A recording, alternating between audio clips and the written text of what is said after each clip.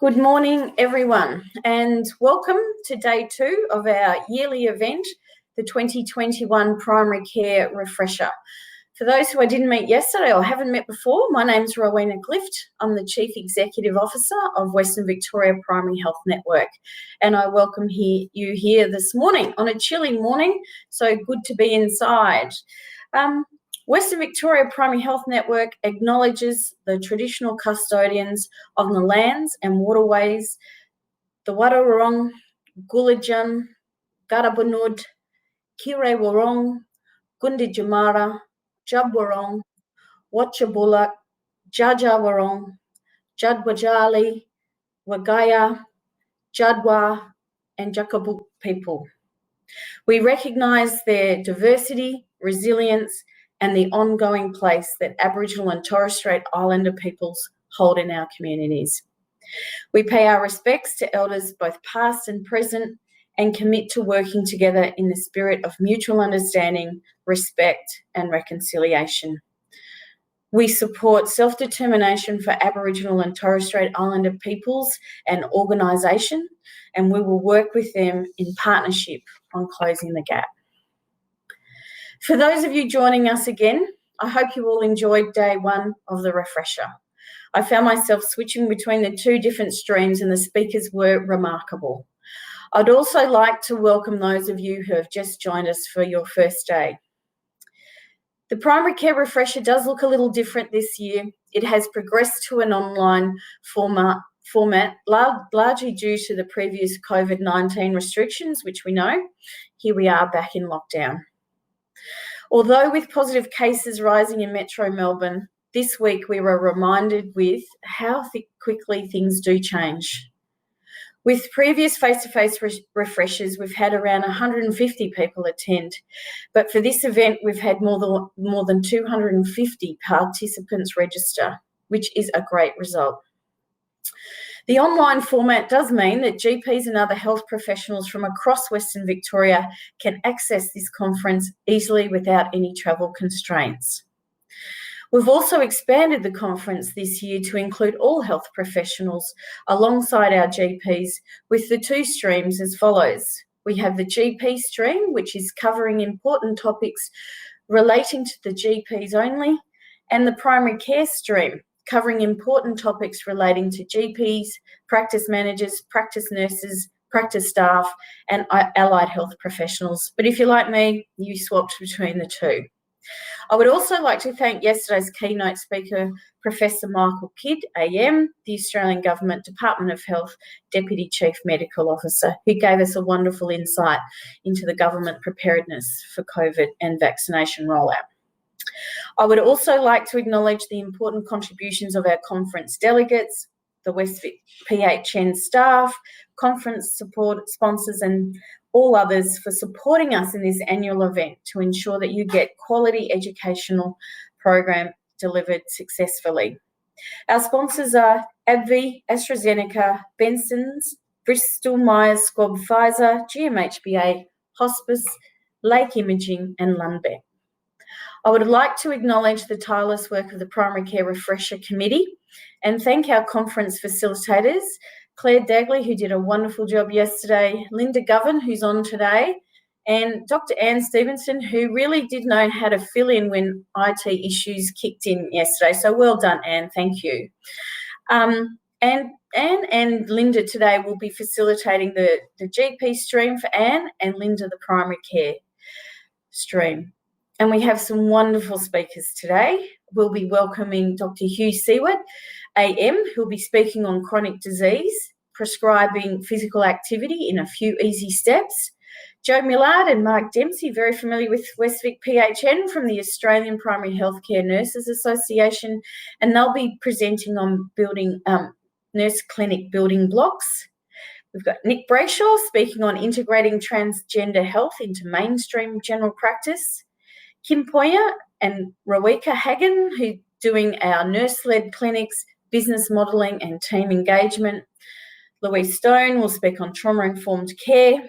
And Frances Thomas, a senior solicitor with Advent Mutual, will speak on employment models, workplace respect and performance management. Now, if you want any more information on any of these, please go to the conference booklet. To conclude our day, though, we all have to stay online for our last event, which will be a panel discussing youth mental health, connecting the dots. This case-based panel discussion will bring together a multidisciplinary group of healthcare workers and subject matter experts from across Western Victoria. And I'm really excited to see that presentation. Attendees from our GP stream and primary care streams will come together for this session in the spirit of the theme of Conference Partners in Prevention. So Anne will be facilitating that panel with Sean Duffy, the Ballarat Community Health CEO, Dr. Bianca Forrester, who works in our Doctors in Secondary Schools program, and you'll know her from a lot of her Project Echo work, Dr. Bo Egan, a psychiatrist from Barwon Health, Dr. Sue Barker, who works in Headspace and also works in the Doctors in Secondary Schools program, and Tian Pritchard, nurse practitioner. So thank you to our panel members for their time, and I look forward to that discussion. I'm really proud to be leading the Western Victoria Primary Health Network and the amazing staff that work in this organisation. We have a really important role in delivering best practice primary care across our region, which comprises 21 local government areas and a total population of over 618,000 people. A vital part of the work that we do is to support general practice and all healthcare professionals with the resources and opportunities to expand their knowledge base and their overall professional development. This annual primary care refresher is a keynote event that helps us achieve this objective, and with this year's theme being Partners in Prevention. Preventative health strategies have been put in the spotlight by the Commonwealth and state governments as we all aim to encourage healthier lifestyles to decrease illness rates and maximise early detection and management of chronic conditions. Preventative health is a key part of Australia's long-term national health plan, as we heard from Michael Kidd yesterday, but there's also a very strong emphasis on mental health. Mental health and delivering quality and accessible mental health care in the primary health sector is a really important responsibility for us at Western Victoria Primary Health Network. Many people in our region face complex and diverse mental health challenges, and none more at the moment with the impact of COVID.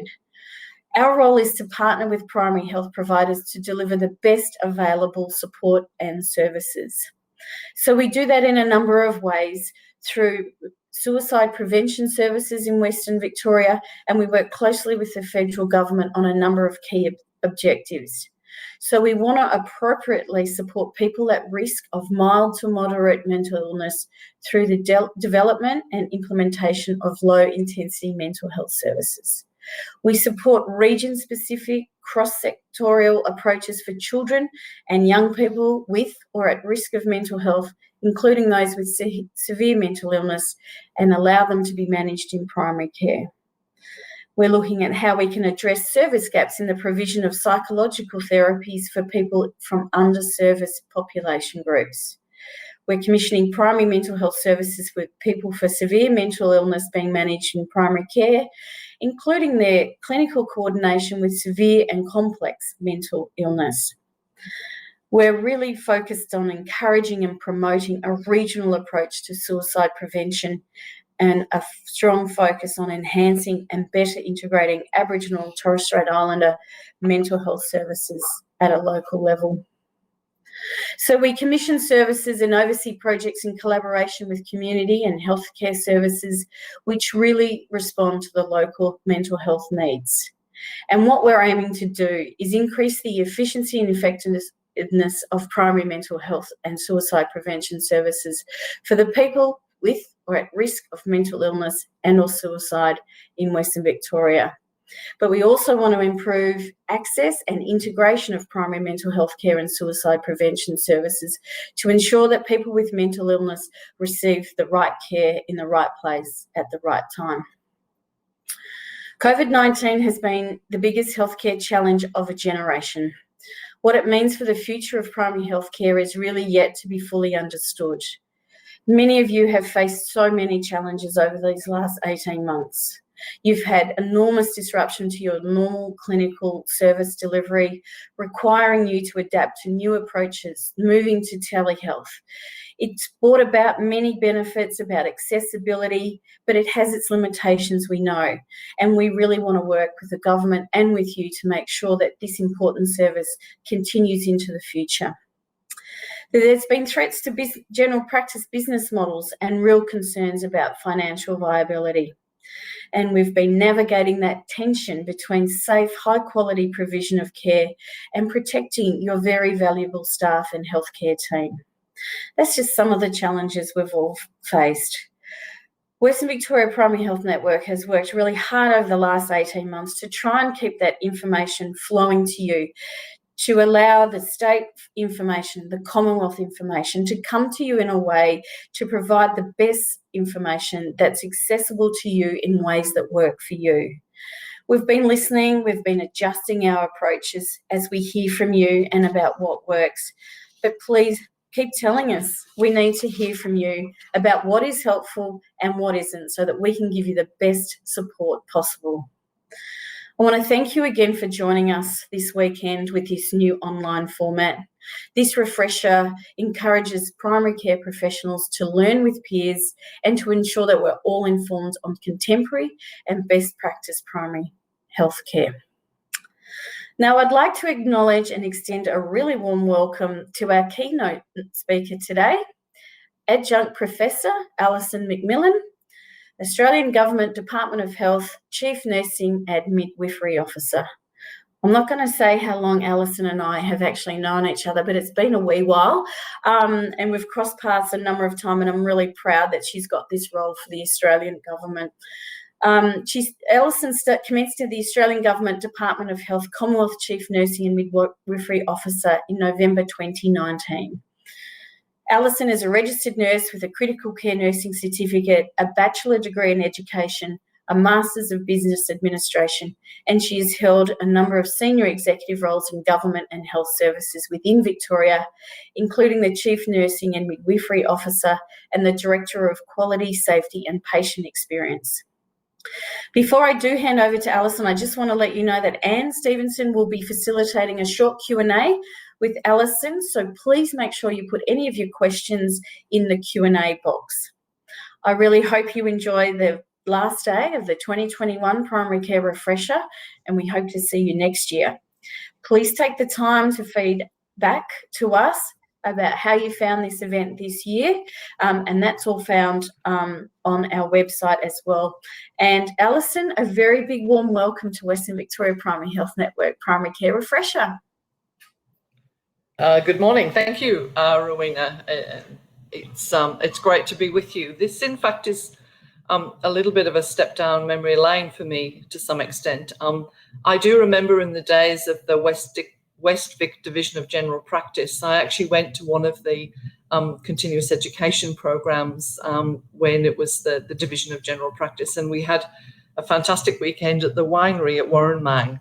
So this is not my first endeavour with you all, and some of you on the line may have been at that. It is probably a number of years more than I'm willing to confess to. As you might imagine, I'm in Canberra this morning. It was -6 this morning here, so a good fresh morning as well. I too will pay my respects to the traditional owners on the land on which I'm on today, the Ngunnawal people, and pay my respects to their elders past, present and emerging. It is my pleasure to be with you here on this Sunday morning. I know that the focus of your 2 days professional development is about prevention, and I will cover off on some aspects of prevention, particularly in screening as a part of my presentation. But I was cognizant that Michael spoke yesterday, and I have found and learned in the short time that I've been in this role that sometimes it's also very helpful for people to understand a little bit more around government, and particularly around some of the policy work that we do as a part of my role and my colleagues' role. So I'm going to spend the first few minutes talking about a little bit more about the role of the Commonwealth Chief Nursing and Midwifery Officer in the Commonwealth Department of Health. So the slide you can see here was taken now last year, and it was when as Brendan Murphy moved from being the Chief Medical Officer to the Secretary of the Department of Health. But this, at that time, was the team of us. Traditionally, I'm the third Chief Nursing and Midwifery Officer in the Commonwealth Department of Health. And as I said, I joined the Commonwealth Department in November of 2019. I had this great idea moving from Victoria to Canberra, that I would commute, that I'd have this terrific job where it would be lots of policy and planning work, a good deal of speaking, and that didn't quite happen. And so now I am really very privileged to be a part of the team that works with Professor Paul Kelly. For Australia, and certainly probably around the world, it is not common for a chief nursing role to be seen in such an executive leadership role in the clinical leadership and in the policy leadership in a government department. But I think that it's been I've certainly had a very positive feedback from the community, but also from nurses and midwives about how important it is to see a nurse as a part of the leadership team. As we all know, nurses and midwives are the touch point to our communities from birth to death and everything in between. And so being able to be a part of providing advice and guidance to that, but also to be able to be a spokesperson. As you know, sorry, I'm going to go back. As you know, you've seen the DCMO group, or the Deputy Chief Medical Officer group, on numerous occasions providing advice to the community around COVID, around vaccines, around a whole range of aspects of the response. And I know Michael spoke to you about the work of the Commonwealth Department, but certainly it was a baptism of fire to some extent, but it has been an incredible privilege to be a part of the team. And certainly what we are seeing from the significant analysis that the Government Department of Health, the Commonwealth do in relation to media is seeing people with clinical knowledge and experience speaking to them about the details of COVID has proved to be very positive from a community sense. There is a sense we are a trusted voice, an independent voice who provide advice to government. And so that's why we've seen this growing face or portfolio of us on media, which I expect will continue. In the bottom corner here, you can see a picture. And I just, for a moment, this is a Banksy.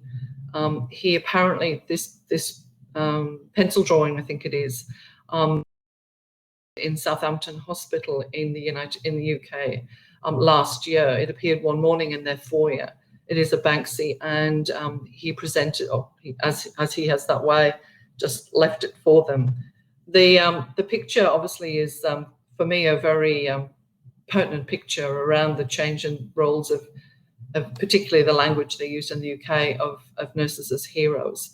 The picture recently sold for £16 million in the UK, and that money was donated to the NHS. But I think what we have seen for all of us, I think, as health professionals during the pandemic is a reigniting of the recognition and the respect that we all have with the public and the important role we all play in building that confidence and building that trust in times of enormous challenge.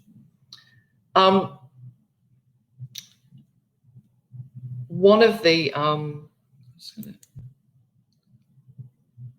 for me, this was an important milestone. As you can see, this is the first of all of the people who were vaccinated now some months ago. Again, providing advice to government has been really a great privilege, and this was quite an event for us all. And I met some of those wonderful people from across our population who were vaccinated on the first day. Today, obviously in Victoria, I realise and acknowledge that many of you now are going through yet another lockdown, and I know it's statewide. My home is in Essendon. My family and friends, again, are going through the situation, and I can see my little WhatsApp messaging going crazy this morning with messages around what's going on in Victoria. It is an enormous challenge for everyone, and an enormous challenge for professions across the system. And I heard Rowena speak a moment ago about mental health, and it's really, I think, important to remind ourselves of looking after each other and ourselves at this time as well. I know many of you work at the forefront of the challenges of trying to meet patient demands for appointments, for vaccinations, for treatment, their fears and anxieties, and often we forget to look after each other and ourselves. So I do remind you of the importance that our community does rely on us to look after them, but we need to rely on ourselves and each other to look after us too. So I think it's important to remember that for us all. I wanted to just highlight to you about some of the role that my office and my team and I play, and I, as an example, because I think and hope many of you will have connections with residential aged care facilities. One of the things that came out of the interim report into aged care was particularly the review in Victoria during the second wave. Clearly, there was a need for a much stronger focus on the prevention of infection. And that's why I felt in this conference you have over these 2 days, whilst we think often of prevention in the chronic disease and those sort of things, there's a prevention aspect that now is so important in everything we do every day, and that is the infection prevention and control, obviously. There were 2 recommendations of the 6 recommendations in their special report into COVID-19. And one of these was around the training of infection control professionals. And I'm pleased to say that whilst this report only came out last year, as a result of work with the Australian College of Infection Prevention and Control, obviously funding from the Commonwealth Government, now every aged care in Australia does have a nurse trained to a high level, at least a graduate certificate or graduate diploma level in infection prevention and control. This is a major shift that I want to see and hope we'll see into the future that will help all of our most vulnerable. If you think about the comparisons, you would never have a nurse working in intensive care, for instance, who either wasn't training or wasn't already qualified to work in ICU. And my position and what I pushed and advocated for very strongly was to change the paradigm. To change the paradigm to say, if you're going to look after infection prevention control in our most vulnerable population, you should be trained to that level. And so this is only the first step in a move to strengthen the knowledge and training of nurse leaders, particularly aged care, that I hope will make and see a big change to the quality of care. But a focus on prevention, perhaps slightly different to what you've been focusing on, but prevention nevertheless. And that's a major part of the role that my office has taken this year. And I can never go anywhere without reminding everyone that in preventing infection control, it is these hierarchies, the hierarchies of controls that we need to remember. Across the country, as you well know, and particularly with a focus in Victoria, this fixation on PPE, whilst PPE is extremely important in preventing the transmission of infection, there are many other aspects, and it is incumbent upon us all to remember as health professionals that. So here you can see this is the hierarchy of controls. This was recently published, but with the infection control expert group. You can see there a snapshot from the outbreak in Victoria with the number of healthcare workers that were infected. A picture of me with numerous training videos and material that we've put together so that we can inform all of our health professionals of the importance of prevention and controlling the importance of PPE. And my favourite picture This picture is of a nurse at a testing station in Victoria. And what better example could you show but of the resilience of my profession than doing testing in the snow? And I do have permission to use this picture, but it is, for me, just shows you the lengths at which we have to go sometimes to identify. So I really love this picture.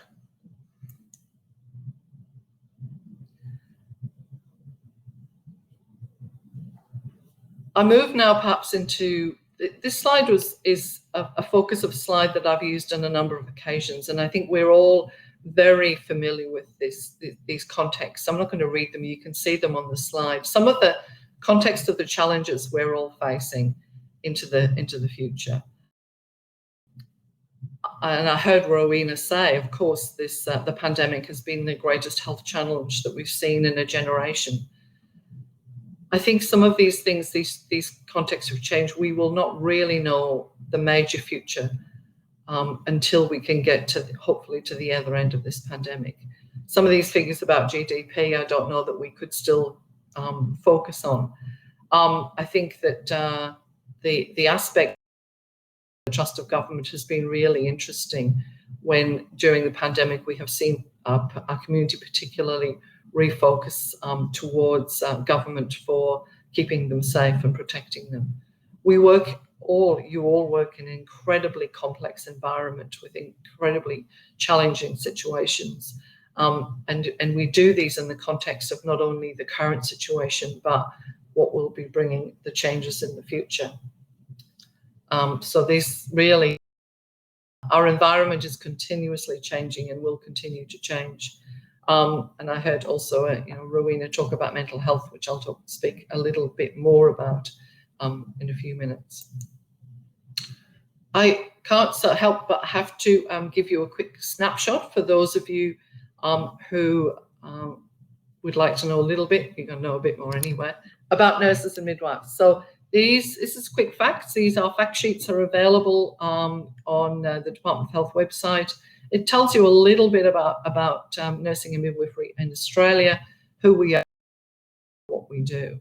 These figures are from 2019. We will have the future figures coming shortly, but the most recent figures suggest that we have the nursing and midwifery workforce continues to grow. In 2019, it was just over 400,000, but this year, data, though not fully cleaned yet, is suggesting somewhere around 420,000. So obviously, by far the largest of the professions in our system. And again, as I said before, that the two professions, of course, cover the entire nature of the work in healthcare across the country and across the populations. And it is broken down by a range of different aspects of the populations. These quick facts are also done for medicine and allied health, and they're quite useful in understanding some of the things, of course, we don't know. As well, we do know that often there's a maldistribution of our health workforce across the country, with a particular low distribution in rural and remote, and a particular focus of my work in when I'm not working on COVID is that of, similar to it is in medicine, is the rural generalist, and what that rural generalist might do in the coming years in nursing, and obviously a focus particularly on midwifery into the future.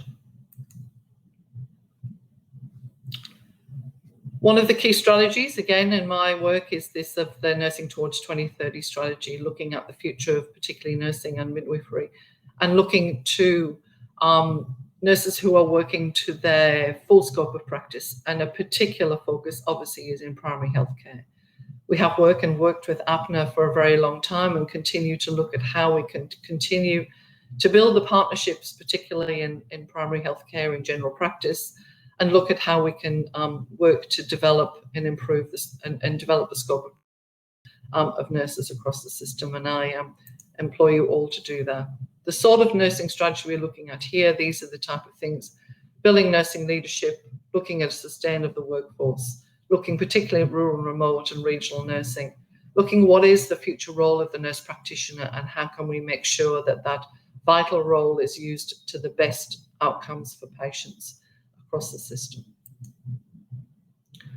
I know I believe Michael talked to you to some extent about the 10-year plan yesterday. I'm hoping that he did. There's, for us, and particularly of nursing and midwifery in primary healthcare, some of the areas of focus we have particularly are that expanded scope of practice and the barriers that are preventing that scope of practice. So looking at, and these are the sort of things that are being currently explored within that 10-year plan. And I think particularly looking at some of the funding models. We know the review of the MBS task force suggested we need to look at alternative models of funding, as MBS isn't necessarily the most optimal mechanism for funding in nursing and midwifery. Rowena spoke particularly about mental health, and I think the recommendations of Productivity Commission, particularly in relation to suicide. In rural Victoria and regional Victoria, there's been a very long program of suicide prevention, particularly some of the farmer health work, which is, was groundbreaking at the time and continues to do tremendous work to protect a very vulnerable group. But I think we have a great deal more to do in our mental health and in reform. And much of that work is being developed and a significant looking about funding in this area into the future. Also, as we all know, particularly in youth at the impact of COVID, I think just is having a significant impact on our youth. Many of my, I see young people who are missing out on so many of the milestones of life that old timers like me enjoyed, and I am concerned about the mental health, particularly in youth, and how we reach that group. For me, a particular area of interest, of course, is in the mental health workforce, and we're looking as developing, as it says here, a 10-year mental health workforce strategy. I think we really need to explore across all of the health professions how we can meet community need. There is a particular focus, obviously, again for me, in the role of nursing and midwifery in mental health, particularly obviously for midwifery in the postnatal area, where we know there's much work to be done and it's not well understood, but also how nurses can play such an important part of mental health and promoting good mental health and well-being and managing mental health in the primary health arena. And there's areas of work that we're beginning to explore about how we can do this to meet, and in partnership with obviously GP at the centre of the primary healthcare model, with and support and to meet the range of community needs that we need into the future. Further, I think that some of the prevention work that I'm leading with a team is a particular focus on this stillbirth implementation oversight group. We know stillbirth in Australia continues to be a major issue, and particularly amongst our First Nation women. And there's much work that we can do with a very ambitious plan in the prevention of stillbirth. And that's work that I'm really privileged to be a part of. Birthing on country, a focus particularly on First Nation women and babies. Some terrific work recently published in The Lancet around the sort of changes that can be made. And if you haven't seen it, I do recommend you look at the Lancet paper.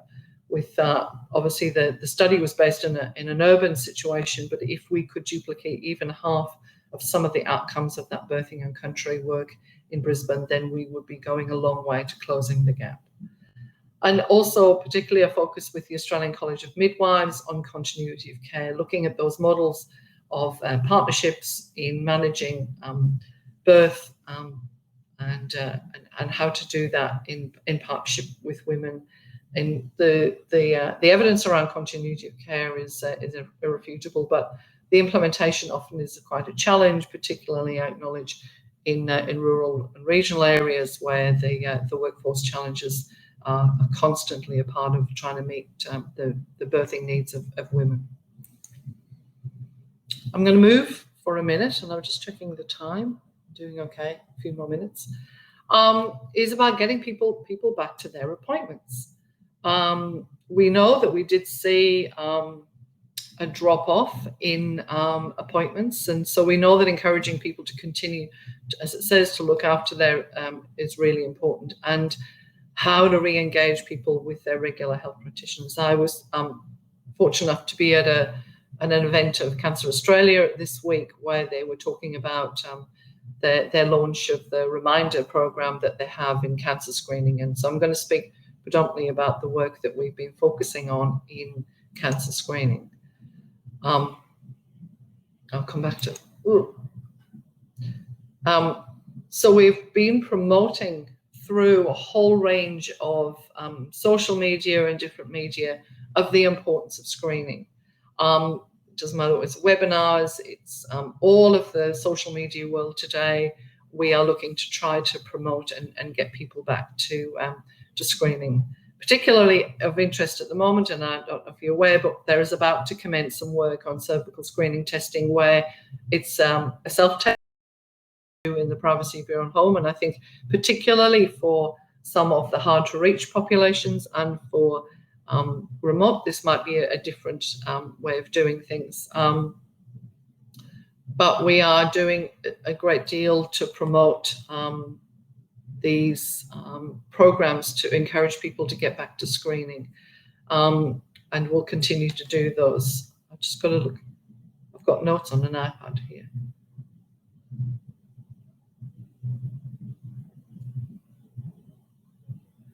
I'm aware that the King's Fund in the UK have been doing some work, and they say that, I'm quoting them for a moment, when we are over the worst of this crisis, as they will need to learn the lessons and keep the great work and sustain it. But we do need to reflect on all of those things that have been missing and that people have perhaps let go. And so an important part of our work in government is to fund these promotion campaigns to try to get people back into screening. The importance, particularly in bowel. Bowel is, of course, the second most prevalent cancer we see in Australia, and incredibly, we know the success rate that we can have if people get identified early and treatment early. As I say, I was at the Cancer Council morning tea this week, and there was a 50-year-old man that whose wife had encouraged him to get the test. One of the things we know is that we posted out the test, and of course we don't see as many come back as we'd like to, and they do expire. So at the moment there's a campaign of work just making sure that people know that if it's been lying around in the drawer in the bathroom or something for a while, it may have expired, and so we're encouraging people can get a new kit if they ask. And again, we're using a whole range of medium to promote this, and we have found that if we use some of the things such as Twitter, Instagram, those type of things, we are reaching a population that we haven't necessarily reached before, and so we'll continue to use those mediums of which I know we're all learning. I'm a bit of a Luddite with some of the trying to do it. So that we can promote that message out there, and obviously, of course, we tell people that they can speak to their general practice also about the testing.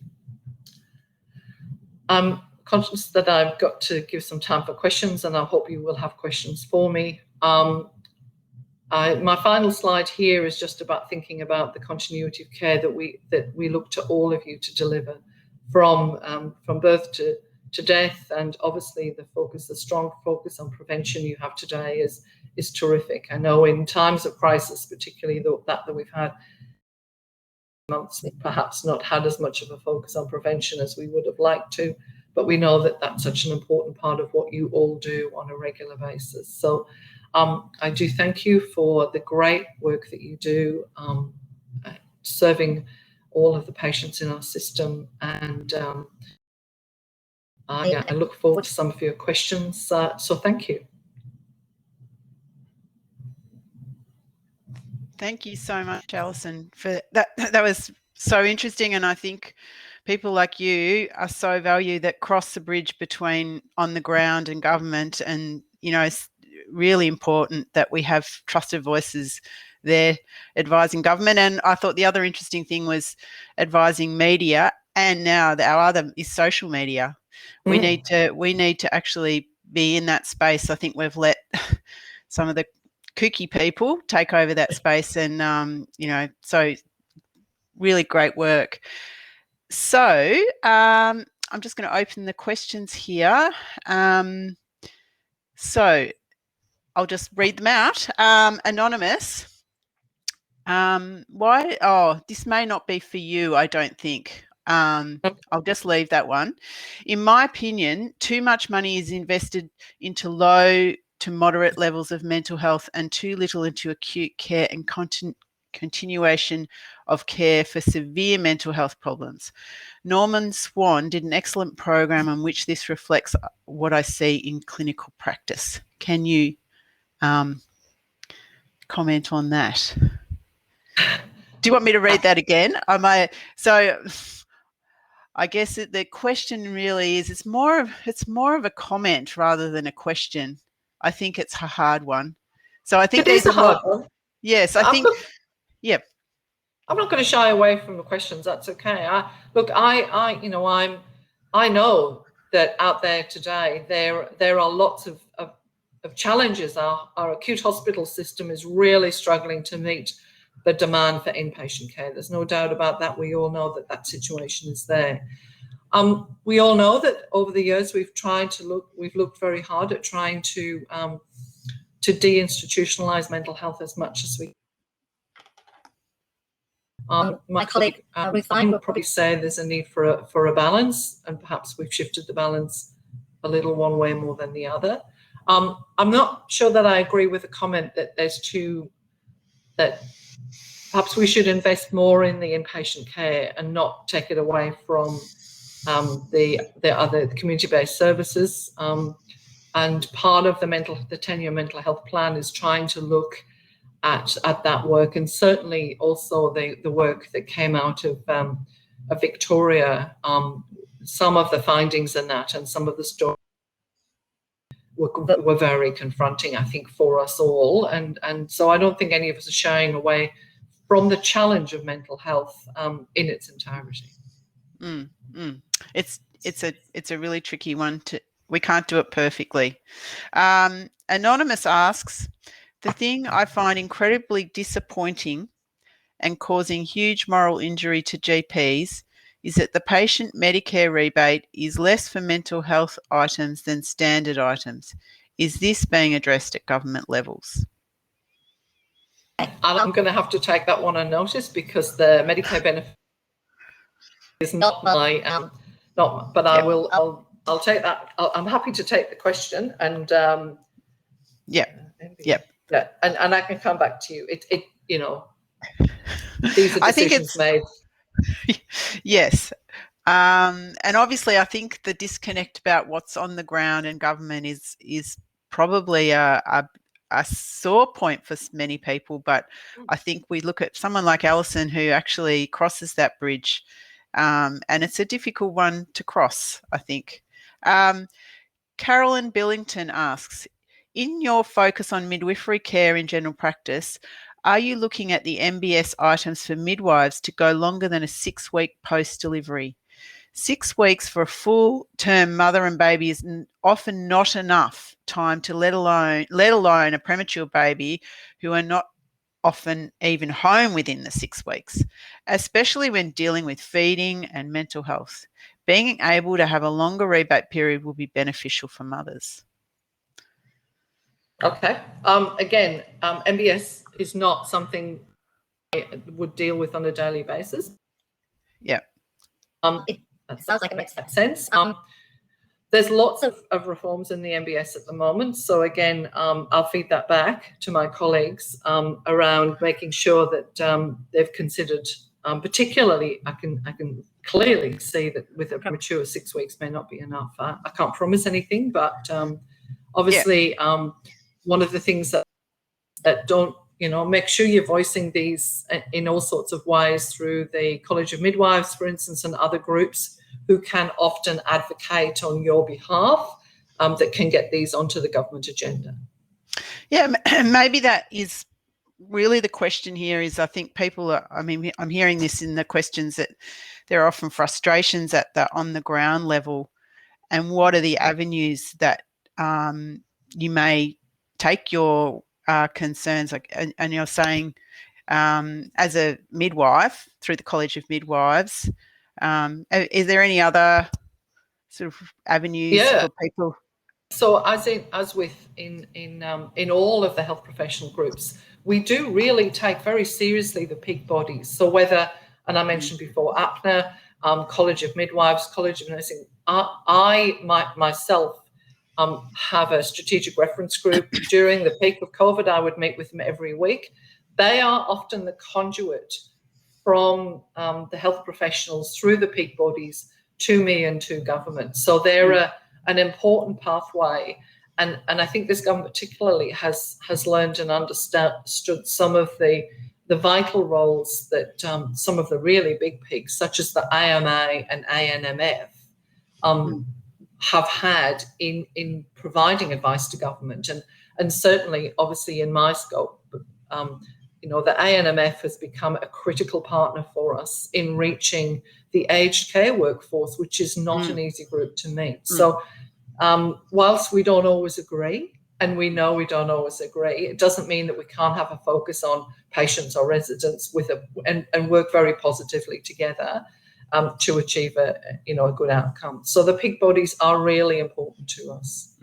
So that I guess is, if there are things that people feel quite strongly about, is making those contacts and yes.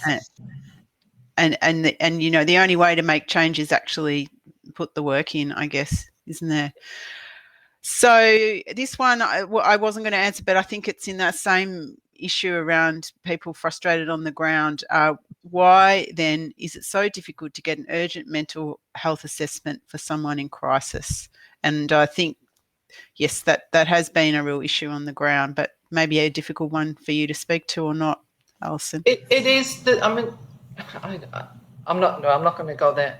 Yes, we all know that are seeing some real challenges in getting assessments done and getting people to the right place and the right treatment. There's no doubt about that. We've seen, I think, a significant surge in demand. I don't have any instant answers, but again, it'd be so the PHNs and peak bodies and GP groups making sure that they are looking to make sure that people are aware of some of these challenges, but also, whenever possible, what are some of the ideas for the solutions to, are there other ways that we can do this? Are there other models? Mental health's not an area. Predominantly my career has been in acute health, but we all have a part to play, I guess, in trying to look at how we can meet community needs as best we can through different ways of thinking. Dr. Nick Brayshaw asks, do you see any role for PHNs to convey feedback from workforce to government, and also or from consumers? Yes. Yes, I do think. I think that that PHNs do play a role in providing feedback through. I think of PHNs are an important conduit to consumers and to the workforce. I'm not sure as sophisticated as I think we could be. I think that alone, so some of the challenges we've had with, trying to work through the complexities of the vaccine rollout, we've seen PHNs as an important pivotal part of that. I think that there's, with my colleague Simon Cottrell, there's work to be done in building those connections and those networks. Our systems are so complex. The more we're working together and talking together, it make it. Thanks, Nick. Philip Hall asks, Why is the minimum wage for our highly skilled practice nurses so poor compared to their hospital peers, and how can this be addressed? Oh, well, firstly, to some extent, I'm going to be a little disruptive here. In my profession, in the nursing profession, perhaps we've always valued the hospital nurse more than any other of the nurses in our system, and perhaps that's why they get paid more. They're certainly a larger group, so they've probably got more muscle.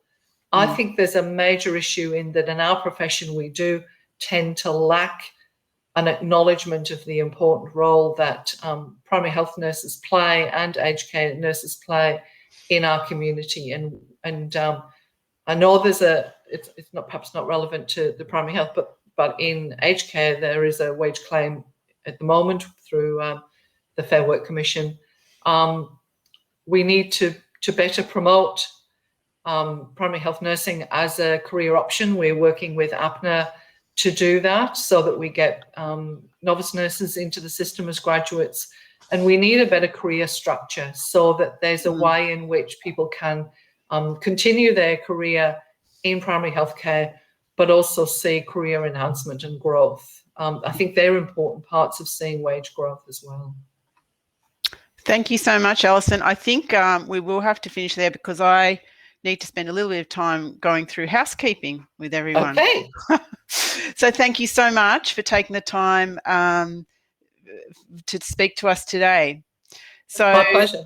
Thank you, Alison. So I will quickly introduce myself. I don't have a lot of time. I'm Anne Stevenson. Some of you met me yesterday. I'm the GP stream facilitator. I also just want to acknowledge our traditional owners, the people from the Kulin Nations.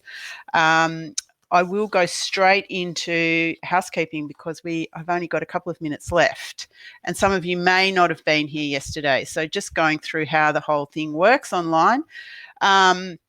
The main thing is that each session you need to open up separately. There's a little button on your top right-hand side that says leave, and when you open the session, you'll click on the session, you'll see it, and it will say preview, and then you'll click join, and then you'll click your session. Each session will be 50 minutes and there'll be a Q&A opportunity at the end of each session. Make sure you put your questions in the Q&A box, which is down the bottom, a little blue box. The discussion forum is more for just putting comments or if you want to put a link or anything in that box.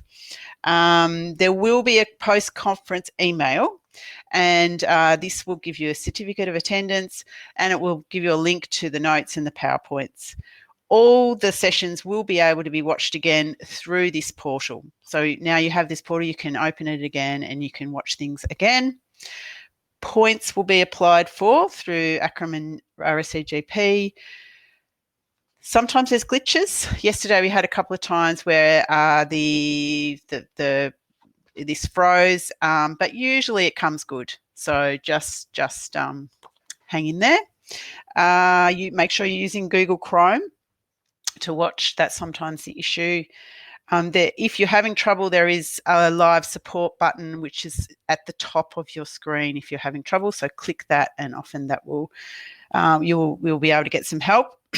I want to thank our sponsors, which I will acknowledge at the start of each talk, and make sure you go into their lounge. When we've finished this session, there's a lounge. You can go in there.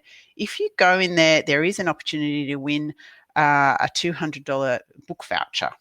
So that's worth doing. And also there is also another voucher for just attending. Each time you attend, you get more chances to win.